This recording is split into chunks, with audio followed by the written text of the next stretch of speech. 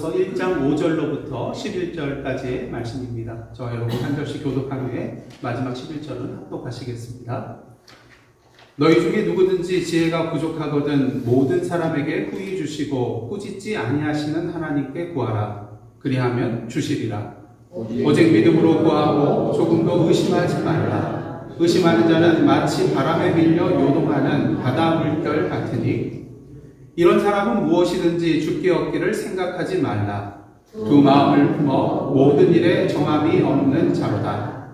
낮은 형제는 자기의 높음을 자랑하고 구하는 자는 자기의 낮아짐을 자랑할지니 이는 그가 풀의 꽃과 같이 지나감이라. 함께 읽겠습니다. 해가 돋고 뜨거운 바람이 불어 풀을 말리면 꽃이 떨어져 그 모양의 아름다움이 없어지나니 구한 자고 그 행하는 일에 이와 같이 쇠잔하리라. 아멘. 이는 하나님의 말씀입니다. 지난주 말씀을 잠깐 돌아보면은 여러 가지 시험을 만나거든 어떻게 여기라 그랬죠?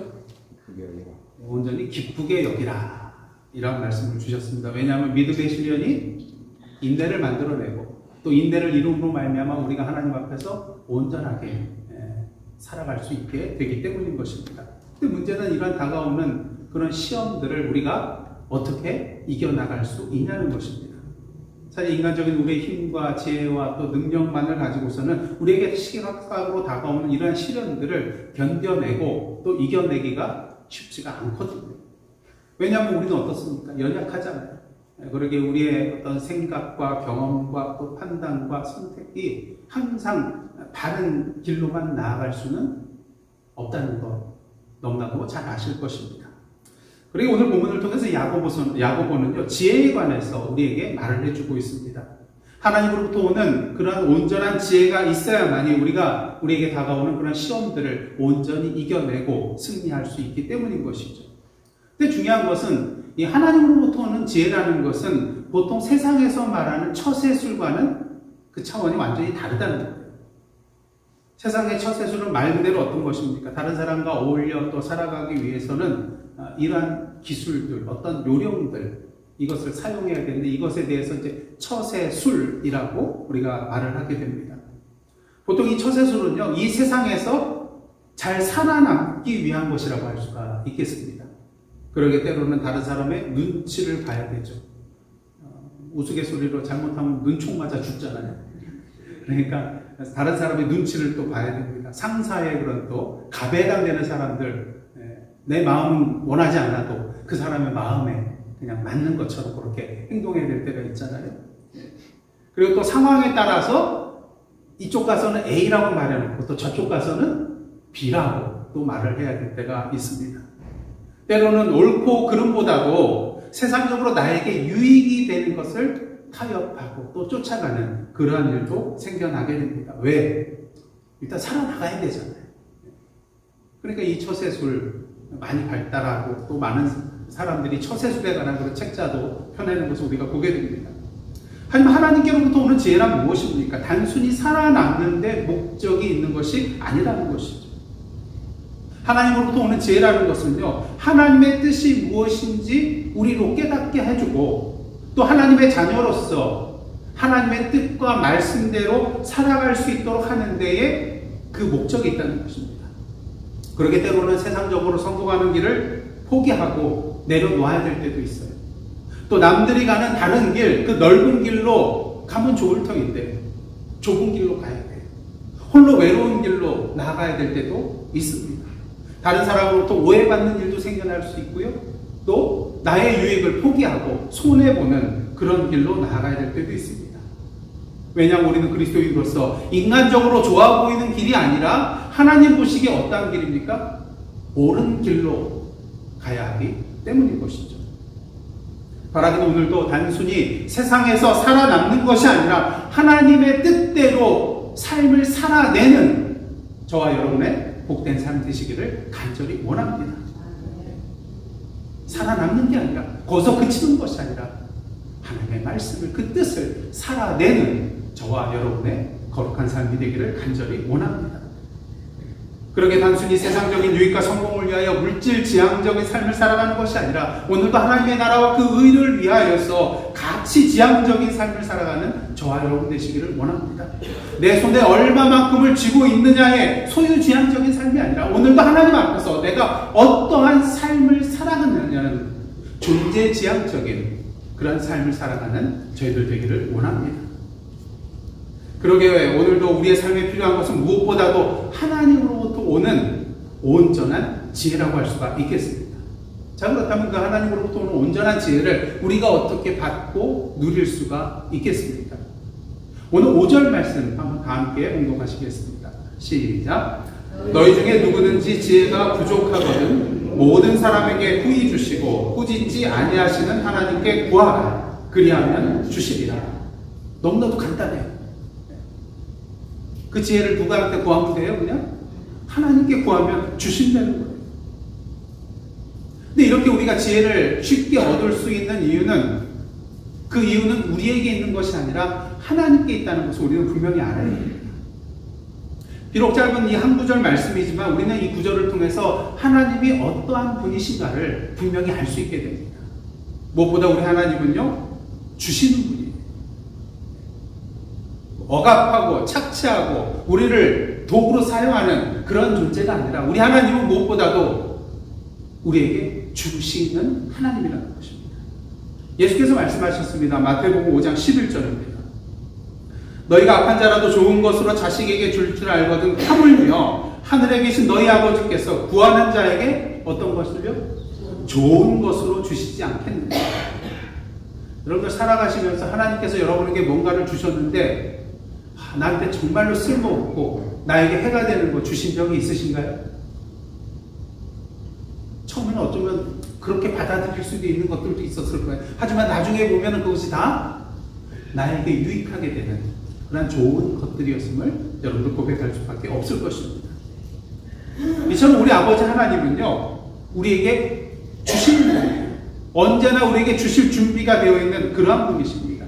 언제나 우리가 구할 때마다 가장 좋은 것으로, 가장 선한 것으로 주시는 분이 우리 하나님 아버지시라는 것입니다. 근데 중요한 것은 우리 하나님은 주시는 분이긴 한데 더욱더 중요한 것은 후히 주시는 분이다. 하나님 우리에게 주실 때에는요, 어떠한 차별이나 또는 제한이 없습니다. 그래서 오늘 본문을 보시면요, 모든 사람에게 후히 주시는 분이라고 그렇게 야고보는 하나님에 대해서 소개하고 있는 것을 보게 됩니다. 근데 이 후히라는 단어가 도대체 어떤 단어일까? 사실 성경 여러 곳곳에 이 똑같은 단어가 나타나면 이게 구체적으로 어떤 의미인지 잘 알 수 있을 텐데요. 이 후히라는 단어를 찾아보면은 야고보서 이곳밖에 나오지가 않아요. 그러니까 다른 곳과 비교할 곳이 없는 것입니다. 근데 이 단어는요, 뭐 단순하게 또 진심으로 이런 의미를 가지고 있는데요. 단일하다, 또 간단하다, 이것을 어근으로 하는 데에서 파생되어 나온 그런 단어라고 할 수가 있겠습니다.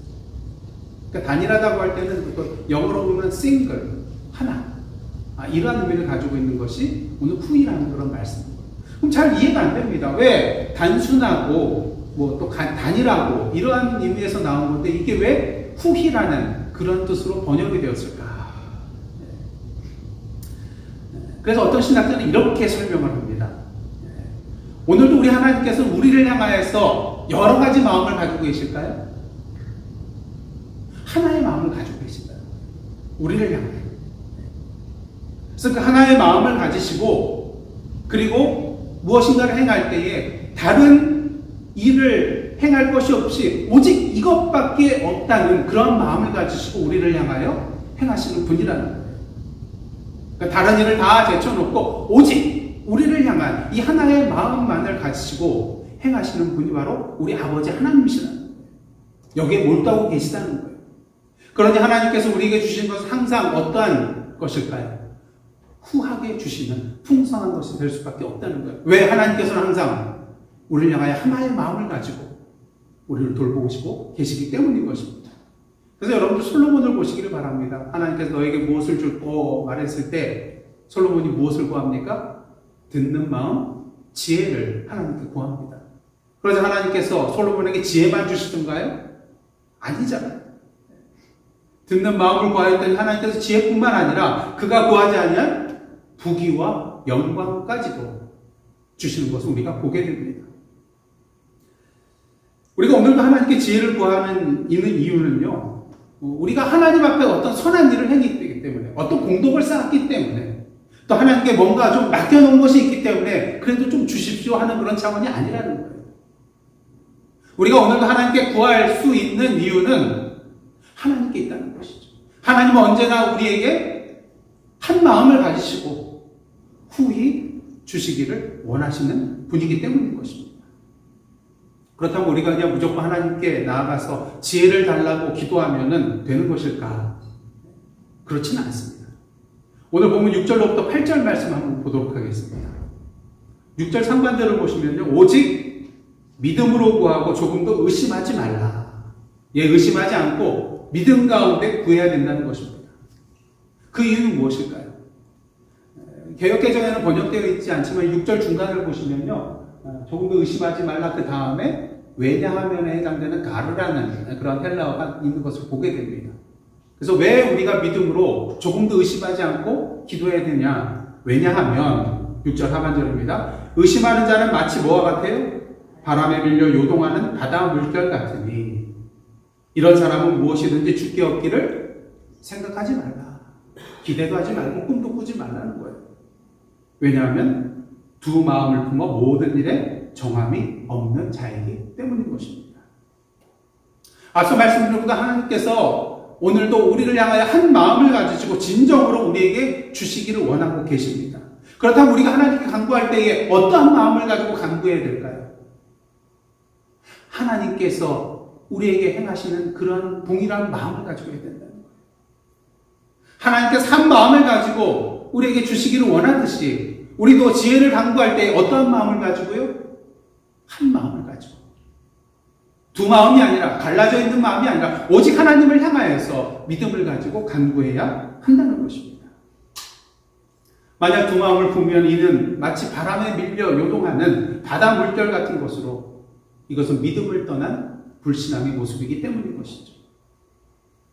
여러분, 성경 전체를 관통하고 있는 하나님께서 항상 우리에게 요구하시는 것이 있다면 그것이 무엇이겠습니까? 그것은 바로 신명기 6장 5절의 말씀이라고 할 수가 있겠어요. 한번 다 함께 읽겠습니다. 시작.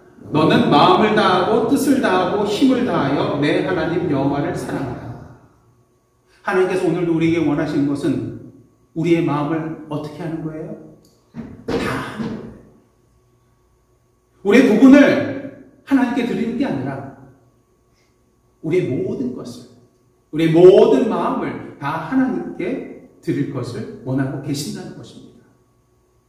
왜요? 예수께서 이런 말씀을 하셨습니다. 마태복음 6장 24절입니다. 한 사람이 두 주인을 섬기지 못할 것이니 혹 이를 미워하고 저를 사랑하거나 혹 이를 중히 여기고 저를 경히 여김이라. 너희가 하나님과 재물을 겸하여 섬기지 못하느니라. 그러게 우리도 오늘도 마음을 다하여 한 마음으로, 두 마음이 아닌 한 마음으로 하나님께 믿음으로 간구해야 한다는 것입니다. 그런 의미에서 저와 여러분의 마음은 어떻습니까? 하나님을 향한 저와 여러분의 마음은 한 마음인가요? 아니면 갈라져 있는 두 마음인가요? 종교개혁자 칼빈은요, 오늘 본문에 의심한다는 그런 단어에 대해서 이것은 어떤 문제에 대해서 양쪽에다 무엇인가를 놓고 저울질하는 것을 나타낸다고 그렇게 말을 하고 있습니다. 그리고 야고보는 이런 사람에 대해서 모든 일에 정함이 없는 자라고 말하고 있습니다. 그래서 정함이 없다는 것은 unstable하다는 거예요. 그러니까 안정되지 못하는 그런 상황이라는 거예요. 왜? 계속 지금 저울질하고 있잖아요. 계속 흔들리고 있습니다. 이걸 택할지 저걸 택할지 계속 흔들리는 그런 상황이기 때문에 정함이 없다는 것이죠. 혹시 오늘도 하나님과 다른 대상을 놓고 저울질하고 계시지는 않습니까? 바라기는 오늘도 우리 인간적인 세상적인 그 저울을 내려놓고 하나님을 향하여 오직 한 마음을 품고 하나님께서 우리를 향하여 한 마음을 품고 나아가듯이 오늘도 하나님을 향하여 한 마음으로 나아가는 저와 여러분의 모습이 되기를 간절히 원합니다. 근데 한 가지 조심해야 될 게 있어요. 보통 우리가 생각할 때 무엇이든지 믿음으로 구하면 다 받는다고 착각할 때가 있거든요. 여러분, 사탄도 성경 구절 좋아해요. 그거 아세요? 사탄도 성경 구절 좋아합니다. 예수님 말씀도 좋아하는 게 있어요. 그 중에 하나가 뭐냐면요. 마가복음 11장 23절 24절이에요. 한번 다 함께 읽겠습니다. 내가 진실로 너희에게 이르노니 누구든지 이 산더러 들려 바다에 던져지라 하며 그 말하는 것이 이루어질 줄 믿고 마음에 의심하지 아니하면 그대로 되리라. 그러므로 내가 너희에게 말하노니 무엇이든지 기도하고 구하는 것은 받은 줄로 믿으라. 그리하면 너희에게 그대로 되리라. 아멘. 우리 많은 성도님들이 좋아하시는 그런 구절이라고 할 수가 있겠습니다. 그런데 우리만 좋아하는 게 아니라 사탄도 이 구절을 좋아해요. 왜 그런지 아세요? 이거 가지고 가서 유혹하면 다들 막 넘어오거든요. 이거 예수님의 말씀인데 당연한 거 아니냐? 근데 당연하지 않다는 거지. 사단은 어떻게 유혹하냐면요. 야, 너 아무거나 다 네가 원하는 거 다 기도해봐. 믿음을 가지고 해봐. 하나님께서 다 이루어 주실 거라고. 이렇게 유혹한다는 것이죠. 그래서 하나님의 말씀이라고 다 하나님의 말씀이 되는 게 아니에요. 사탄이 즐겨 사용하는 그런 주님의 말씀이 있다는 거예요. 오늘날 사이비종파와 이단을 한번 보시길 바랍니다. 뭘 가지고 사람들을 미혹합니까? 똑같은 성경 이 말씀을 가지고 그들을 사로잡아요. 잘못된 길로 인도합니다. 그러게 우리는 똑같은 하나님의 말씀이라고 아멘으로 받아들여서는 안 되고요. 이 말씀이 도대체 무엇을 의미하는가? 그 중심 의미가 무엇인가를 제대로 파악해야만 하는 것입니다. 사단이 이렇게 유혹해서 많은 사람들이 넘어가죠. 근데 여러분 어떻습니까? 믿음 가지고 기도하면 무조건 여러분들이 구하는 것이 다 이루어지든가요? 아멘 소리도 안 나고, 아니라는 소리도 안 나고. 그렇지 못해가 참 많이 있죠. 오늘 본문 한번 보시기를 원합니다. 야고보가 무조건 믿음으로 구하고 의심하지 않으면 무엇이든지 다 이루어진다고 말한 것이 아니에요. 무엇을 구하라고 하고 있습니까? 하나님께 지혜를 구하라고 하고 있어요. 지혜를 믿음으로 구하면 하나님께서 그 지혜를 주실 것이라고 말하고 있다는 것입니다. 지혜를 구하면 그럼 무조건 하나님께서 이루어주시느냐? 예, 이루어주세요. 왜? 이것은 하나님께서 원하시는 부분이거든요. 오늘도 하나님의 백성된, 하나님의 자녀된 우리가 지혜롭게 살아가기를 원하시는 분이 바로 하나님이기 때문에 우리가 지혜를 구하면 그것은 하나님의 뜻대로 구하는 것이기 때문에 하나님께서 어떻게 해주세요? 응답해 주신다는 거예요.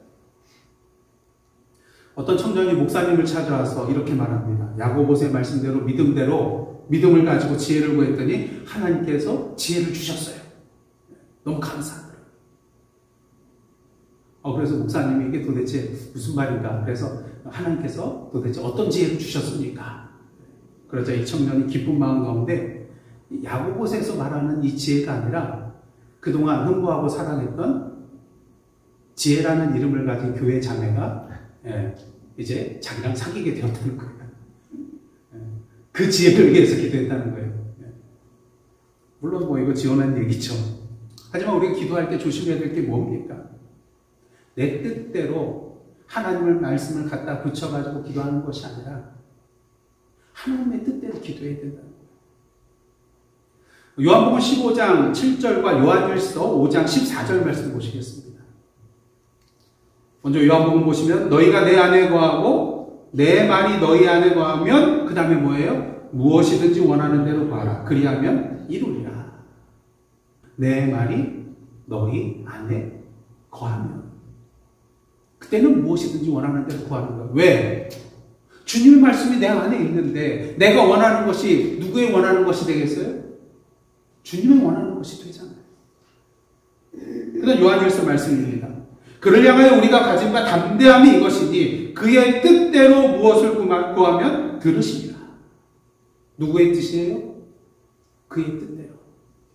하나님의 뜻대로. 주님의 뜻대로 구하면 하나님께서 들어 응답해 주신다는 것입니다. 바라기는 오늘도 하나님으로부터 오는 그 온전한 지혜를 믿음으로 구하시는 저와 여러분의 모습이 되기를 원합니다. 하나님께서 오늘도 우리가 하나님의 지혜를 통하여 하나님의 뜻을 제대로 알고 깨닫고 그 뜻대로 살아가기를 원하고 계시기에 우리의 기도를 들어서 응답해 주실 것입니다. 자, 그렇다면 하나님의 지혜를 가지고 살아간다는 것은 구체적으로 어떤 것을 의미할까요? 여러 가지 예를 들 수가 있는데요. 야고보는 온전한 지혜를 가지고 살아가는 그 예에 대해서 그것이 무엇을 의미하는지 오늘 한 가지 예를 들어서 설명을 해주고 있습니다. 오늘 9절로부터 11절 말씀입니다. 제가 봉독해 드리겠습니다. 낮은 형제는 자기의 높음을 자랑하고 부한 자는 자기의 낮아짐을 자랑할지니 이는 그가 풀의 꽃과 같이 지나갑니다. 해가 높고 뜨거운 바람이 불어 풀을 말리면 꽃이 떨어져 그 모양의 아름다움이 없어지나니 부한 자도 그 행하는 일에 이와 같이 쇠잔하리라. 당시 초대기에 있어서 가장 시험거리가 될 수 있는 것 중에 하나가 무엇이었냐면요, 가난한 자와 부한 자의 그런 문제였어요. 가난한 자는 어떻습니까? 당시는 노예도 있었고 교회 안에 노예도 있었잖아요. 그리고 여러분들 이 야고보서는 누구에게 보내는 편지입니까? 흩어져 있는 성도들에게 보내는 그러한 서신이에요. 흩어졌다는 것은 무엇을 의미합니까? 물론 자발적으로 다른 지역을 간 성도들도 있겠지만 예루살렘에 살 수도 없는 그런 상황이기 때문에 그것이 박해와 또 시킬 수도 있겠어요. 그래서 어쩔 수 없이 원하지 않지만 떠나갈 수밖에 없는 그런 사람들이 많이 있었다는 것이죠. 그래서 새로운 곳에서 정착하며 살아야 돼요. 여러분 미국 처음 오셔가지고 정착하여 살아가기가 쉬우셨나요? 어렵죠. 특히 문화적인 차이로 말미암아 참으로 힘든 부분들이 많으셨으리라고 생각합니다. 아마 흩어져 있는 그런 사람들도 마찬가지였을 거예요. 새로운 곳에 가서서 정착을 해야 되는데 특히 그리스도인으로서 정착하기가 쉬운가요? 그렇지 않습니다. 핍박이 있을 수가 있겠고요. 박해가 있을 수가 있겠고요. 또 차별대하는 것이 있을 수가 있었을 거예요. 그러니 살아가기가 너무나도 힘이 들었을 것입니다. 반면에 또 사회적인 지위가 있어서 물질적인 그런 풍요를 누리는 그러한 사람들도 분명히 있었을 것입니다. 문제는 초대교회 안에 이러한 사람들이 섞여 있었다는 거예요. 어떤 사람은 노예이고 또 어떤 사람은 그 노예의 주인일 수도 있었다는 거예요. 사도행전의 말씀에 의하면 초대교회 모습은 어떻습니까? 물론 나중에는 여러 가지 많은 문제거리가 생겨나기는 했지만 그래도 이런 모든 사람들이 서로 섞여서 가족 공동체로 나아가는 것을, 서로 부족함이 없는 그런 삶을 사는 것을 우리가 보잖아요. 근데 문제는 이제 이러한 상황 가운데 없는 사람은 어떤 마음이 들까요? 이 부자인 사람들 보면은 좀 마음이 위축되지 않겠습니까? 그 어떤 면에서는 나는 좀 가치 없는 사람처럼 그렇게 여겨지지도 않겠습니까? 또 반대로 부한 사람들은 어떻습니까? 사회적 지위와 또 물질적인 풍요가 있으니까 좀 우쭐하는 그러한 마음이 있을 수도 있었을 것입니다. 하지만 초대교회는 사회적인 계급 사회가 아니잖아요. 다 그리스도 안에서 형제요, 자매였다는 것입니다. 그리고 이러한 모습이요, 실제로 우리 한국교회, 초대교회에서도 일어난 것을 우리가 분명히 보게 됩니다. 오래전에 제가 이분에 대해서 소개를 해드린 적이 있는데요. 금산교회 이자익 목사님과 조덕삼 장로님의 이야기입니다. 그래서 사진 한번 보시면은 이 왼쪽에 이자익 목사님도 조덕삼 장로 금산교회.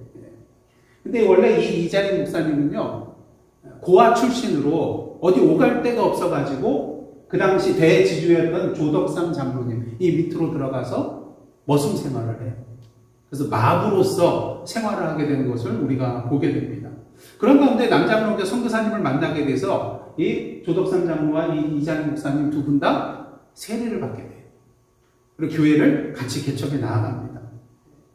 그래서 1905년에 세례를 받았고 1907년에는 오늘 집사직에 해당되는 그런 영수라는 직분을 임명받게 됩니다. 그리고 이제 1909년에 장로 선출을 교회에서 하게 됐어요. 누가 됐을까요? 예? 조덕삼 이분이 장로 선출이 됐으면 좋겠을 때, 그런데 이자익 머슴 이 사람이 결국 장로 선출이 돼요. 그 사람들이 웅성웅성 됩니다. 야, 이거 큰일 났다. 이 사람은 머슴이고 저 사람은 대제주 주인인데 이렇게 되면 어떻게 되겠습니까? 근데 이때 조독삼 용수가 이 결정은 하나님께서 내리신 결정입니다. 이렇게 말하면서 이자익 장로를 앞으로 열심히 받들어 교회를 열심히 섬기겠습니다. 이러한 말을 했다고 합니다. 그리고 그것으로 끝나는 것이 아니고 나중에 이자익 목사님이 평양식학교 들어가서 공부를 하게 되는데 그 후원을 누가 했을까요? 이 조독산 장로님이 물질적인 후원을 아끼지 않았다는 것입니다. 그래서 나중에 졸업을 하고 1915년에 금산교회 담임으로 누가 왔을까요? 이자익 목사. 어떻게 그렇게 잘하세요? 이자익 목사님이 담임 목사로 오게 됩니다. 그랬을 때 어떻게 했을까요? 조독산 장로님이 따뜻하게 담임 목사로 이 이자익 목사님을 섬기고 또 교회 부흥을 위해서 열심히 일했다는 것입니다. 초대교회의 역사요? 이건 오늘날 이루어질 수 없는 것이 아니라는 것이죠. 우리나라 초대교회에서도 일어났었고 또 오늘도 일어나고 있고 앞으로도 일어나야 될 그러한 모습이라고 할 수가 있다는 것입니다. 근데 오늘 말씀을 보면 야고보가요, 낮은 형제는 자기의 높음을 자랑하라고 했습니다. 물론 세상적으로 봤을 때, 물질적인 그런 부유함으로 봤을 때에는 가난한 자는 세상적으로 경멸받고 또 무시받을지도 모르겠지만 그리스도 안에서는 그들 또한 가치 있는 존재이기 때문인 것이에요. 그래서 성서 주석학자 윌리엄 바클레이는요, 기독교는 세 가지 차원에서 가난한 사람에게 그의 가치에 대한 새로운 의미를 부여해 줬다고 그렇게 말을 하고 있습니다. 첫째로 그는 교회 안에서 중요한 사람이라는 거예요. 우리가 주님 안에서 차등이 없잖아요. 다 한 가족이잖아요. 형제요, 자매요, 친구들이라고 찬양하잖아요. 그렇기 때문에 그는 아무리 세상적으로 가난한 자라 할지라도 교회 안에서는 가치 있고 존중받아야 될 그런 사람이라는 거예요. 그 다음 둘째로 그 사람은요, 세상에서도 중요한 사람이라는 거예요. 물론 세상 사람들 봤을 때는 별 볼 일 없고 가치 없는 사람처럼 여길지는 몰라도 어떻습니까? 그리스도인이라면 하나님께서 그 사람을 통해서 이 세상에 무엇인가를 하시기 위해서 사명을 주셨잖아요. 그것이 무엇이 됐든지 간에. 그러한 의미에서 하나님의 사명을 이 땅에서 펼쳐나갈 사람이라는 그런 차원에서 보면 이 사람은 이 세상에서도 어떤 사람이에요? 가치 없는 사람이 아니라 중요한 사람이라는 것이죠. 그 다음 마지막으로 그는 하나님에게 있어서 중요한 사람이라는 거예요. 세상에서 봤을 때는 별 볼 일 없는 사람 같지만 이 사람을 위해서도 예수 그리스도께서 십자가 위에서 피 흘려 돌아가셨기 때문인 것이죠. 이것은 무엇을 의미합니까? 이 사람 또한 하나님 보시기에 귀하고 소중한 존재라는 것입니다. 그러게 야고보는 낮은 형제들을 향하여서 너무 위축되지 말고 자존감 떨어지는 그런 나락에 빠지지 말고 이러한 차원에서 본인이 가장 가치 있고 소중한 사람이라는 것을 깨닫고 이를 자랑하라고 말하고 있는 거예요. 여러분 세상에 나가서 좀 자랑하세요. 내가 그래도 이런 사람이라고. 여러분의 아버지가 누구예요? 하나님 아버지잖아요. 여러분의 주인이 누구세요? 예수 그리스도시잖아요. 오늘도 누구의 능력을 가지고 살아가고 계십니까? 하나님의 능력, 성령 하나님의 다이나마이트보다 더 크고 강한 능력을 가지고 살아가는 존재가 바로 저와 여러분이에요. 그러니까 그 높음을 자랑하십시오. 옆에 분에게 이렇게 말씀드리세요. 내가 그래도 이런 사람입니다. 깔보지 마세요. 뭐 그렇게 말씀하시는 옆에서 에게 뭐 이렇게 하시는데 그러지 마시고 여러분은 대단한 사람이에요. 소중한 사람이에요. 가치 있는 사람이에요. 자랑할 것이 있는 사람이라는 거예요. 그래서 여러분들 살아가실 때 자랑할 것 없는 사람처럼 살지 마시기를 바랍니다. 오늘도 세상에 나아가서 내가 누군지 자랑하면서 살아가시기를 원합니다. 자, 그렇다면 부한자는 어떻습니까? 야고보는 부한자에 대해서는 자기의 낮아짐을 자랑하라고 말을 하고 있어요. 그 이유는 물질적으로 부유하다가 다 잘못된 것은 아니지만 그러다 보면은 하나님보다도 뭘 의지하게 되어 있어요? 자신의 물질을 의지하게 되어 있거든요. 전에도 말씀드렸다시피 이 세상에 돈 가지고 안 되는 것이 거의 없는 그런 세상이 되고 말았잖아요. 돈이 나를 지켜주고, 돈이 나를 보호해주고, 돈이 나를 높여주고, 돈 하면서 살아가는 그런 세상이라는 것입니다. 하지만 야고보는 분명히 말합니다. 그들의 물질은 풀의 꽃과 같이 그냥 지나가는 것이다. 여러분, 이스라엘 땅 팔레스틴 지역을 한번 생각을 해보십시오. 막 비가 와서 뭔가 풀들이 막 자라나요. 근데 하루 종일 햇빛이 쏘이고 그 떼약볕 안에 있으면 어떻게 됩니까? 다 햇빛에 타들어 죽는 것을 우리가 보게 됩니다. 이는 이사야서 40장 8절 말씀 우리로 하여금 생각나게 만들죠. 다 함께 읽겠습니다. 시작. 풀은 마르고 꽃은 시드나 우리 하나님의 말씀은 영원히 서리라 하라. 그렇습니다. 세상 물질적인 것들은 영원한 것처럼 보여도 영원하지 않을 것입니다. 오직 영원한 것은 뭐예요? 하나님의 말씀이라는 것이죠. 그렇게 구한 자들은 물질을 자랑하지 말고 오히려 하나님 앞에 겸손하여 낮아짐을 자랑해야 한다는 것입니다. 오늘도 내가 믿고 의지할 것은 내 손에 있는 세상의 부귀 영화가 아니라 오직 하나님이라는 것을 낮아짐을 통해서 고백하고 자랑해야 한다는 것입니다. 그리고 이러한 삶을 살아가는 것이 바로 하나님의 뜻대로 살아가는 참되고 온전한 지혜의 삶이라고 할 수가 있을 것입니다. 그 모든 시험들을 이겨낼 수 있는 힘이기 때문인 것이죠. 사랑하는 성도 여러분, 오늘도 온전한 교회, 온전한 그리스도인으로 살아가기를 원하십니까? 그러기 위해서 오늘도 하늘로부터 내려오는 뭐를 구해야 될까요? 지혜를 구해야 됩니다. 하늘로부터 내려오는 이 하나님으로부터 오는 지혜 없이는 결코 우리에게 다가오는 시험들을 능히 이겨낼 수 없기 때문인 것입니다. 이 지혜를 통해서만이 우리는 하나님의 뜻이 무엇인지를 알고 그 하나님의 뜻대로 살아갈 수 있게 되기 때문인 것입니다. 여러분 입술로만 주여 주여 한다고 온전한 그리스도인이 되는 게 아닙니다.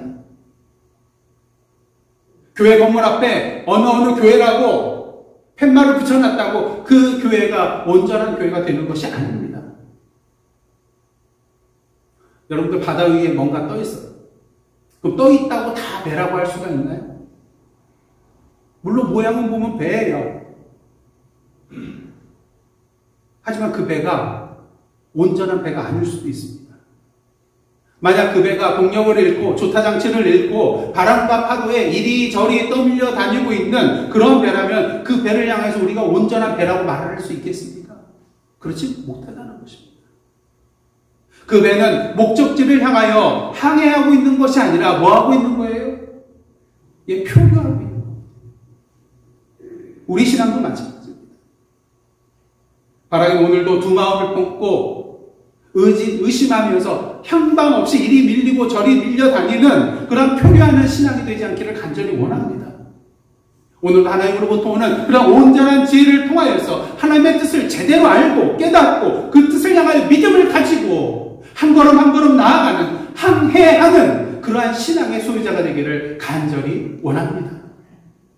그럴 때 지혜의 성령께서 우리와 함께 동행하여 주시고 역사하여 주시어서 이 세상의 험한 시험의 파도를 온전히 넘어갈 수 있도록 승리케 하여 주시고 하나님께서 뜻하신 그 곳으로 우리로 하여금 나아갈 수 있도록 분명히 인도해 주실 것입니다. 오늘도 이 하나님의 온전한 지혜의 손길 가운데 표류가 아닌 항해를 하며 나아가는 저와 여러분들의 온전한 삶, 그리고 주님 앞에 온전히 서는 예사랑 선교 교회 되기를 주님의 이름으로 축복합니다. 기도하시겠습니다. 하나님, 오늘도 우리에게 후히 주시는 하나님의 온전한 지혜를 통하여 이 땅에서 하나님의 뜻을 살아내는 저희들의 복된 삶, 지혜의 삶 되게 하여 주옵소서. 예수님의 이름으로 기도드리옵나이다. 아멘.